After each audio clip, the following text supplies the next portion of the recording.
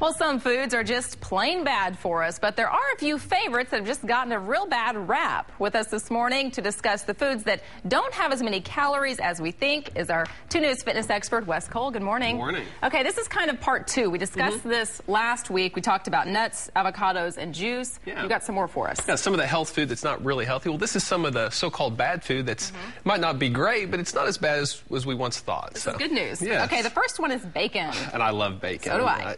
But the cool thing about bacon is it's not near as bad as a lot of people think. It's about 35 calories per slice, and I don't know why it got such a horrible rap. The thing that kind of irritates me more is a lot of people, they switch to turkey bacon. They think that it's going to be, Beth, you can come on out here. They think that it's going to be so much better, but remember, turkey bacon only has maybe 1 gram less saturated fat than regular bacon, and they're almost identical in calories. And, so if you want to have your BLT, once or twice a month, you can actually, it's hard to believe, but you can actually have a BLT and still be on a low-calorie diet. 2 or 3 pieces of bacon, that's going to be no more calories than a piece of meat on your sandwich. And maybe if you just, even pat off the grease and stuff, that makes it even healthier. And that can, if you like it crispy. A lot of people don't like it crispy. A lot of people like it rubber. I like mine too that way. But the way that you cook it, it could really make a big difference. So don't be afraid of the bacon. Okay, we've got bacon. Next is red meat. I don't know why red meat gets another real bad rap. Your traditional health nut walks into a restaurant and orders fish or chicken. Right. And the person that's not on the diet, he gets the steak. It is true. Some meats can be real high in saturated fat, but it depends on where you look. Red meat can be included as a part of a healthy diet. You just got to be a little bit more careful the way you shop. Beth, coming out here, this right here is just an example of some ground chuck that's almost 97% fat-free. And it's not very high in calories, and it's hard to believe you can actually have a hamburger when you're trying to lose weight. Nice. I have a recipe for all my clients that they have kind of a lower fat hamburger, and you can do that. You just have to be a little bit more smart. It's also important to remember that red meat contains a lot of vitamins and minerals that chicken and fish don't have. Right. You don't need to eat red meat every day, but experts are telling us now that we can't have fish every day. So you need to rotate your protein and kind of get a variety so you can get a lot of variety of vitamins and minerals, but don't be afraid of it. Just buy that leaner cut. Yes, exactly. Okay, so bacon, red meat. The last one is eggs. Eggs still get a bad rap. It's hard to believe now because eggs are so healthy for you. Right. The egg is, a lot of people think it's very high in calorie. A small egg is about 60 calories. A large egg is about 80. That's not very much considering how much protein and vitamins and minerals that has it. A lot of people are also a little bit afraid of the cholesterol. Beth, coming out here, these are omega-enriched eggs. Beth just is dying to get on TV today.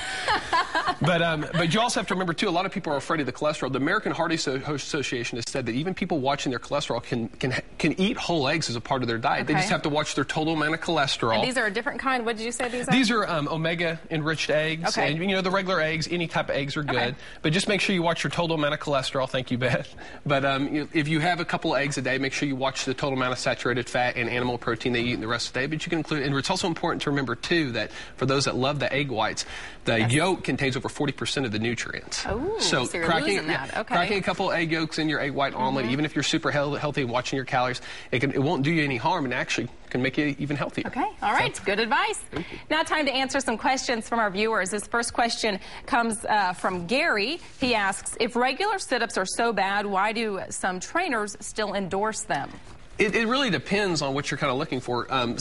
Traditional sit-ups are bad for some people, but not for everybody. Coach Tom Cross from the University of Tulsa, he was a strength coach. He had a favorite exercise he'd make everybody do because you have to look at your core as not just your abdominals. You have to look at your core as your low back is included in it, so you have to strengthen it. And this is a great exercise, Beth, coming out here.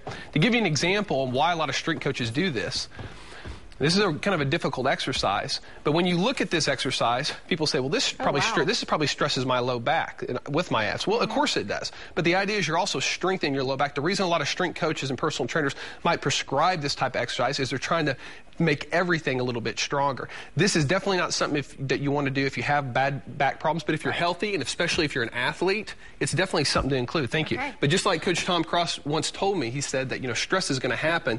Your back is going to get stressed on the field or playing. The question is will it be conditioned and ready for it? All right, good advice. Thank you. If you have a question that you would like Wes to answer, just go to the health section of our website, kjrh.com, and click on the habitual health link, or just give Wes a call, 749-0960, or visit his gym on 46th, just east of Sheridan.